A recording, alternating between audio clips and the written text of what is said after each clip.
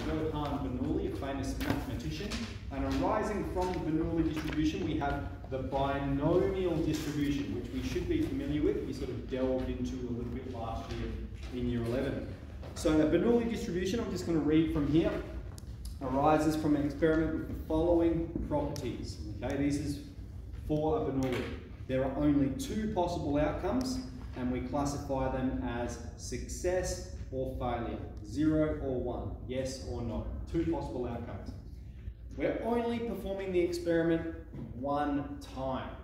All right, that's the difference between a binomial. Is that not binomial? We'll see tomorrow or Friday, our next lesson, that it's a repeated experiment. And we have P represents the probability of success, Q the probability of failure, and obviously Q and P are linked such that 1 take P is equal to Q. All right. And then it's got the mean, variance, and standard deviation there, formulas for them. So here we go, this could be you. A mother goes out shopping and asks her teenager to wash the dishes.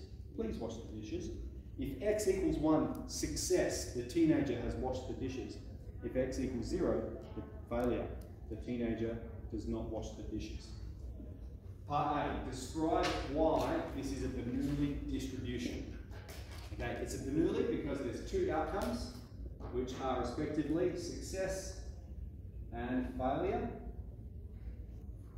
And the mother's only repeating the experiment one time. There is one trial.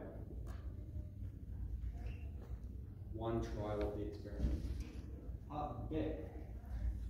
Given the probability that the teenager will wash the dishes is 0.32, draw the probability distribution. So, for a Bernoulli distribution, the events are success or fail, 0 or 1. The probability of success, 0.32, which means the probability of failure, 0.68. Here is our beautiful distribution. Part C, find the mean, standard deviation, and variance of the Bernoulli distribution. Now those three definitions at the top there for the mean, standard deviation, and variance, they are no different from what you've been doing. They're just a direct application of it. The reason they're hyper simplified is because of 0 and 1. Okay? The mean of this distribution would be 0 times 0.68 plus 1 times 0.32. 1 times 0.32 is P. It derives from that. Okay, so to answer the question, the mean is 0.32. The standard deviation and variance. So the standard deviation for a Bernoulli distribution is, let's do the variance first, is P times Q, 0.32 times 0.68. And then the standard deviation is the square root of the variance.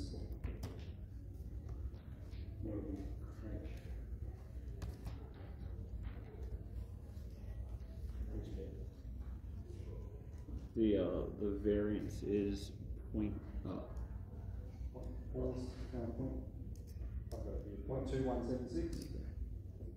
0.218, and 0.4664.